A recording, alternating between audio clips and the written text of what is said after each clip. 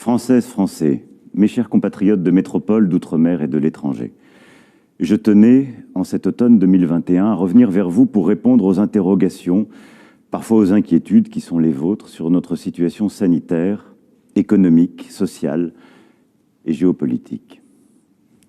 Depuis près de 2 ans, nous sommes confrontés à une pandémie exceptionnelle. Nous avons tous ensemble tenu, et je le crois, fait à chaque étape des choix collectifs indispensables pour protéger chacun d'entre nous et pour nous protéger comme nation. Nos décisions se sont toujours fondées sur la connaissance scientifique, sur l'impératif de nous protéger, sur la volonté d'agir de manière proportionnée et sur la conviction que la responsabilité individuelle et collective sont notre première force.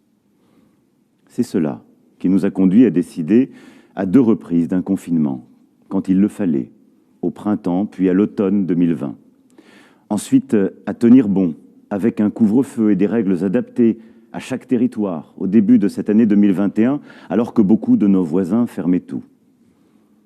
Nous avons, depuis le début de cette année 2021, pu disposer de vaccins, en acheter puis en produire. L'Union européenne a ainsi produit plus de 2 milliards de doses de vaccins durant cette année, soit plus qu'aucune autre puissance du monde. S'agissant de la France, depuis la première vaccination en décembre 2020, nous avons injecté en 10 mois plus de 100 millions de doses. 51 millions d'entre vous sont aujourd'hui complètement vaccinés, ce qui fait de nous l'un des pays du monde les mieux protégés. Grâce au pass sanitaire et à la stratégie mise en œuvre depuis le mois de juillet dernier, nous sommes parvenus à maîtriser l'épidémie. En rappelant ces choix et nos résultats, j'ai en cet instant une pensée à la fois respectueuse et émue pour tous nos compatriotes qui ont disparu et pour leurs familles. Et je veux à nouveau remercier nos soignants, nos volontaires, nos associations, toutes celles et ceux qui ont contribué à tous ces efforts. Pour autant, nous n'en avons pas terminé avec la pandémie. D'abord, parce que des dizaines de milliers de nos compatriotes sont touchés par ce qu'on appelle le Covid long, dont les symptômes, qui sont la perte de goût, d'odorat, l'épuisement, la dégradation de la santé mentale, font l'objet d'une prise en charge spécifique. Ensuite, parce que nous le savons, il nous faudra vivre avec le virus et ses variants jusqu'à ce que la population mondiale dans son ensemble soit immunisée. Et c'est pour cela que d'ailleurs, dès le début de la pandémie, la France s'est engagée pour donner des doses aux pays les plus pauvres et les pays en voie de développement. Nous sommes au rendez-vous de cette solidarité internationale et nous continuerons de le faire. Nous n'en avons pas terminé parce qu'à court terme, l'Organisation mondiale de la santé le dit, la 5e vague a commencé en Europe. Au Royaume-Uni et en Allemagne, plus de 30 000 nouveaux cas supplémentaires sont enregistrés chaque jour. Et si, grâce à vos efforts, la situation en France est plus favorable, l'augmentation de 40% en une semaine de notre taux d'incidence et la remontée des hospitalisations sont des signaux d'alerte.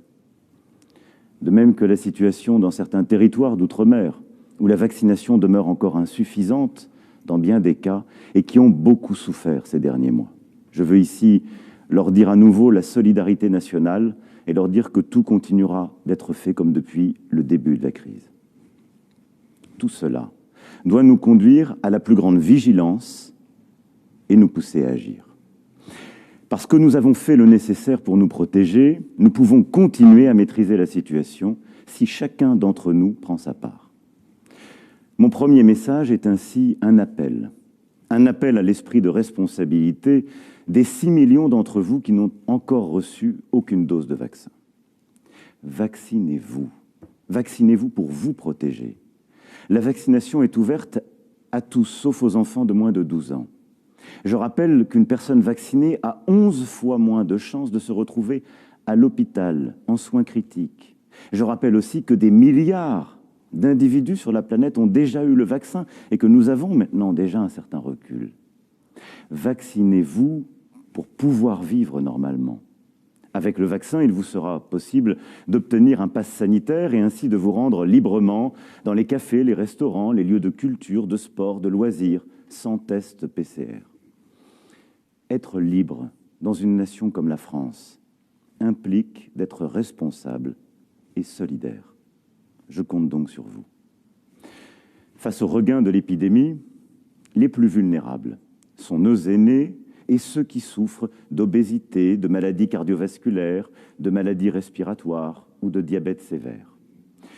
Toutes les études montrent en effet que 6 mois après le vaccin, l'immunité diminue et donc que le risque de développer une forme grave réaugmente.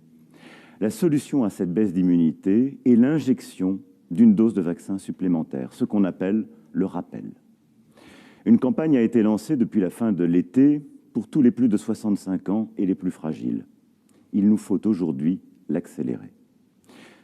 Si vous avez été vacciné il y a plus de 6 mois, je vous appelle à vous protéger en prenant rendez-vous dès maintenant auprès d'un centre de vaccination, de votre médecin ou de votre pharmacien. Il est possible de faire ce rappel en même temps que le vaccin contre la grippe. À partir du 15 décembre, il vous faudra justifier d'un rappel pour prolonger la validité de votre passe sanitaire. Les personnes qui ont moins de 65 ans voient aussi la protection conférée par le vaccin diminuer au fil du temps. D'ailleurs, au moment où je vous parle, plus de 80% des personnes en réanimation ont plus de 50 ans. C'est pourquoi une campagne de rappel sera lancée à partir du début du mois de décembre pour nos compatriotes âgés de 50 à 64 ans. Nous avons saisi les autorités scientifiques afin qu'elles puissent nous indiquer dans les tout prochains jours les modalités pratiques et les échéances à suivre. De la même manière que nous avions d'ailleurs organisé, vous vous en souvenez sans doute, durant le premier semestre, la campagne de vaccination. Le vaccin, pour efficace soit-il, ne suffit pas. Dans ce contexte de reprise épidémique, il nous faut en même temps redoubler de vigilance. Tous les assouplissements, un moment envisagés, seront donc reportés pour conserver les règles actuellement en vigueur. Même si je sais combien cela est difficile, le port du masque à l'école sera donc pour le moment maintenu. L'application des gestes barrières, qui protègent autant contre le Covid-19 que contre les maladies contagieuses de l'hiver, doit aussi faire l'objet d'une attention accrue. Nous avions tous un peu relâché nos efforts, et c'est bien normal. Il faut donc les reprendre. Les contrôles pour l'application du pass sanitaire dans les établissements concernés et pour les entrées dans les ports, les aéroports, les gares seront renforcés.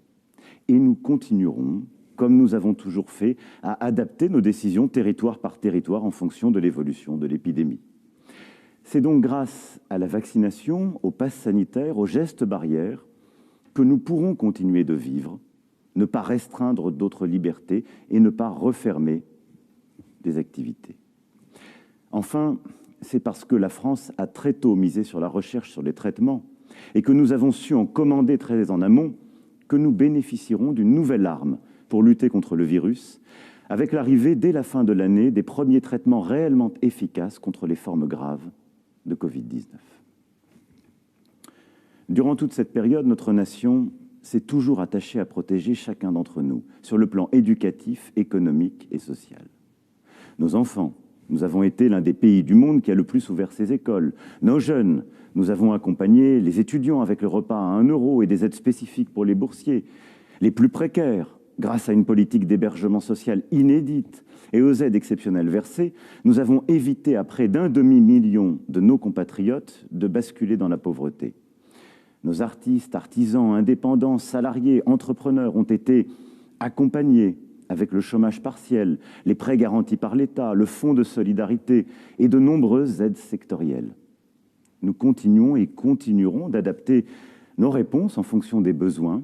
C'est pourquoi, par exemple, les prêts garantis par l'État seront prolongés jusqu'en juin 2022. Nous avons aussi soutenu nos soignants qui ont tant donné durant la crise et éprouvent aujourd'hui une légitime fatigue. Ils ont été augmentés de 200 à 400 € net par mois en moyenne. 500 établissements hospitaliers vont être restaurés.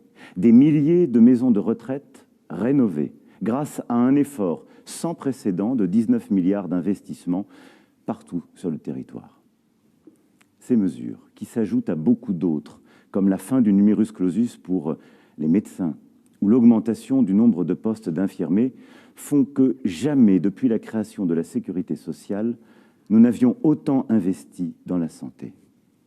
Il le fallait. Il le fallait après des décennies d'abandon, de sous-investissement. Mais il reste, je le sais, encore beaucoup à faire. Cette stratégie du quoi qu'il en coûte, couplée aux 100 milliards du plan de relance que nous avons décidé grâce à notre initiative européenne, non seulement nous a permis de résister à la crise, mais de rebondir plus fort aujourd'hui.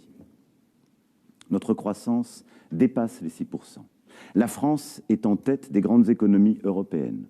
Le chômage est au plus bas depuis près de 15 ans. Et nous sommes l'un des seuls pays du monde où le pouvoir d'achat a continué à progresser en moyenne et où la pauvreté n'a pas augmenté. Nous avons réussi tout cela en maîtrisant nos dépenses publiques, puisque notre déficit sera inférieur à 5% de notre produit intérieur brut dès cette année. Tout cela, c'est le fruit de nos choix collectifs. Et c'est aujourd'hui encore que nous devons prendre de nouvelles décisions pour rester maîtres de nos vies comme citoyens et maîtres de notre destin comme nation pour les années qui viennent. Oui, parce que nous avons devant nous une forme d'accélération du monde, des grandes décisions qui sont à prendre. D'une part, notre situation économique reste toujours à consolider. Dans un monde où les tensions sur les approvisionnements et les coûts des matières premières et de l'énergie génèrent pénurie et inflation. Je sais que beaucoup d'entre vous le vivent. D'autre part, parce que nous ne devons pas viser seulement 7% de chômage, mais bien le plein emploi. Nous sommes en train progressivement tous ensemble de réussir, de faire en sorte que chaque Française, chaque Français puisse par son travail construire sa vie, mener à bien ses projets. Notre économie crée des emplois comme jamais, au point que dans des secteurs comme la restauration, les bâtiments travaux publics, les services, l'artisanat ou l'industrie, tous les entrepreneurs me disent peiner à recruter aujourd'hui. Au moment où 3 millions de nos compatriotes se trouvent encore au chômage, cette situation heurte le bon sens. Pour la dépasser, pour faire en sorte que toutes les offres d'emploi soient pourvues, nous devons agir sur tous les fronts. Depuis 4 ans, le travail paye mieux, avec l'augmentation de la prime d'activité de 100 € au niveau du SMIC, avec la défiscalisation des heures supplémentaires et des pourboires, avec les baisses d'impôts inédites. Par rapport au début du quinquennat, c'est au minimum 170 € de pouvoir d'achat par mois en plus pour les bas salaires. Il faudra dans les années à venir poursuivre ces choix et financer notre modèle social en taxant moins le travail, encore.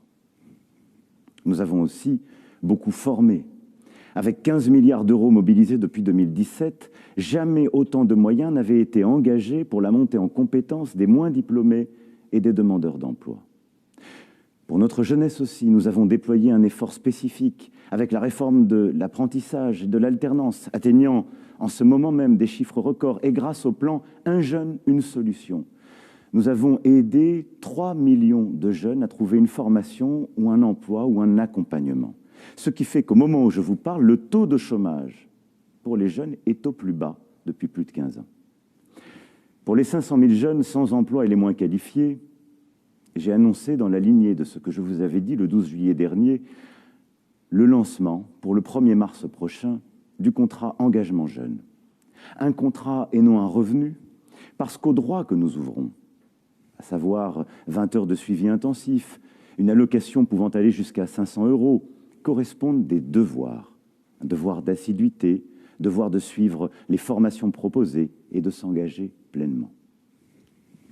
Plus largement, pour que le travail permette de vivre dignement et paie toujours davantage que l'inactivité, nous conduisons en ce moment même une indispensable réforme de l'assurance chômage.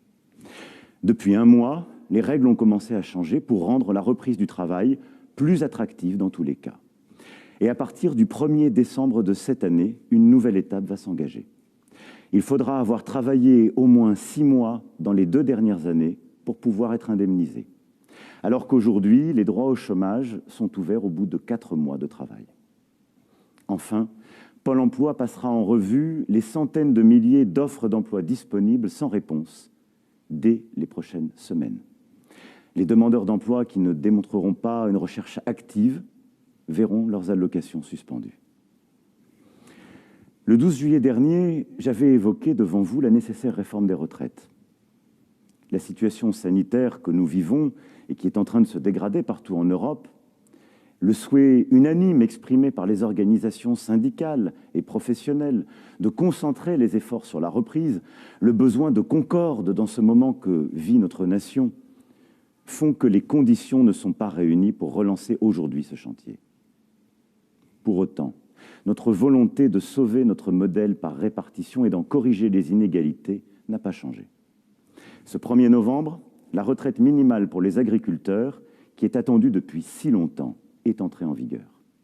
Et dès 2022, il faudra, pour préserver les pensions de nos retraités et la solidarité entre nos générations, prendre des décisions claires. Elles feront légitimement l'objet de débats démocratiques indispensables. Mais elles devront suivre, à mes yeux, des principes simples. Travailler plus longtemps en repoussant l'âge légal. Aller vers un système plus juste en supprimant les régimes spéciaux, en harmonisant les règles entre public et privé et en faisant en sorte qu'au terme d'une carrière complète, aucune pension ne puisse être inférieure à 1 000 €. Aller enfin vers plus de liberté, c'est-à-dire permettre de partir en retraite progressivement, d'accumuler des droits plus rapidement pour celles et ceux qui le souhaitent, d'encourager le travail au-delà de l'âge légal aussi, pour celles et ceux qui en ont envie. La retraite ne doit être ni une contrainte ni une angoisse, mais un choix plus libre, plus simple, plus lisible. Aujourd'hui comme hier, vous le voyez, le travail continue donc d'être notre boussole, le fil rouge de notre action. Non seulement parce que, pour chacun d'entre nous, c'est le travail qui nous permet de créer des liens, d'augmenter notre pouvoir d'achat, de progresser tout simplement dans la vie, en accédant à la propriété, en protégeant notre famille, nos proches, en concrétisant nos projets. Mais aussi parce que sur le plan collectif, le travail de tous est ce qui nous permet en tant que nation de faire nos choix et de garantir notre indépendance. C'est par le travail et par plus de travail que nous pourrons préserver notre modèle social, nos retraites, la prise en charge des malades, l'accompagnement des familles, la meilleure inclusion à l'école, au travail ou dans les structures adaptées pour les personnes en situation de handicap. C'est par le travail aussi que nous permettrons à nos aînés de vivre plus longtemps chez eux ou d'être accompagnés. Une 5e branche de la sécurité sociale a été créée. Elle sera pleinement mise en œuvre dans les mois qui viennent. Et d'ici au 1er janvier, les professions du soin et de l'aide à domicile auront vu leur salaire revalorisé. Nous sommes en train collectivement, en ce moment même, malgré la pandémie, de construire pas à pas un véritable service public de l'autonomie pour nos aînés. Nous le finançons et le financerons par davantage de travail. C'est par le travail de tous que nous pourrons continuer de rendre notre État plus solide. Nous avons, depuis 2017, recruté 10 000 policiers et gendarmes. Nous avons substantiellement augmenté le budget de la justice, d'une manière inédite. Les résultats sont là. 36 attentats déjoués, la baisse d'un quart du nombre de cambriolages et de vols de véhicules, des saisies et des arrestations records en matière de trafic de drogue. Mais très clairement, nous sommes lucides sur le travail qui reste à faire. La violence est de retour dans toutes les sociétés occidentales et exige d'aller plus loin. Nous devons ainsi poursuivre et renforcer nos actions pour lutter contre les violences faites aux femmes, pour mieux protéger nos enfants. Et dans le prolongement des travaux du Beauvau, une loi de programmation pour nos sécurités intérieures est en cours de discussion. Elle sera présentée au 1er trimestre 2022 et donnera plus de moyens et allègera les contraintes bureaucratiques de nos forces de l'ordre. Nous avons aussi lancé les États généraux de la justice qui, réunissant tous les acteurs, déboucheront au printemps sur des mesures fortes, à la fois pour que la justice soit rendue plus vite et que les peines prononcées soient réellement exécutées. C'est par le travail de tous, enfin, que nous pourrons bâtir notre indépendance énergétique. Nous vivons chaque jour les conséquences de la situation actuelle. Le plein plus cher à la pompe, la facture de gaz et d'électricité qui augmente. Ce que nous vivons ces dernières semaines nécessite des réponses d'urgence. C'est pour cela d'ailleurs que le gouvernement a bloqué les prix du gaz. C'est aussi pour cela que ceux d'entre vous qui gagnaient moins de 2 000 € net par mois allaient recevoir une indemnité inflation exceptionnelle de 100 €. Mais si nous voulons payer notre énergie à des tarifs raisonnables et ne pas dépendre de l'étranger, il nous faut tout à la fois continuer d'économiser l'énergie et d'investir dans la production d'énergie décarbonée sur notre sol. C'est pourquoi, pour garantir l'indépendance énergétique de la France, pour garantir l'approvisionnement électrique de notre pays et atteindre nos objectifs, en particulier la neutralité carbone en 2050, nous allons, pour la première fois depuis des décennies, relancer la construction de réacteurs nucléaires dans notre pays et continuer de développer les énergies renouvelables. Ces investissements nous permettront d'être à la hauteur de nos engagements. Au moment où nous allons clôturer la COP26 à Glasgow, c'est un message fort de la France. Vous le voyez bien. Et nous le pressentons tous. Dès à présent, nous nous préparons à affronter les défis de l'avenir. Car nous vivons une révolution profonde. Avec la pandémie, nous avons éprouvé notre vulnérabilité. Ce virus, soudain, a bloqué le monde entier. Nous avons redécouvert notre dépendance vis-à-vis de l'étranger, y compris pour des produits de première nécessité, des masques, le paracétamol ou d'autres. Nous avons réappris avec le vaccin que l'innovation pouvait tout changer, et parfois en quelques mois avec une rapidité inédite. En même temps, les grands enjeux d'avant la crise n'ont pas disparu. La protection de la planète, le défi démographique, le vieillissement, la montée des inégalités. Nous avons donc, d'une manière inédite, tant de décisions à prendre en même temps, tant d'investissements historiques à faire pour relever tous ces défis. Pour maîtriser notre destin, le marché seul ne suffit pas.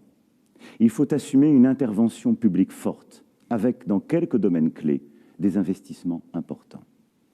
Des investissements de la nation, des investissements aussi de l'Europe.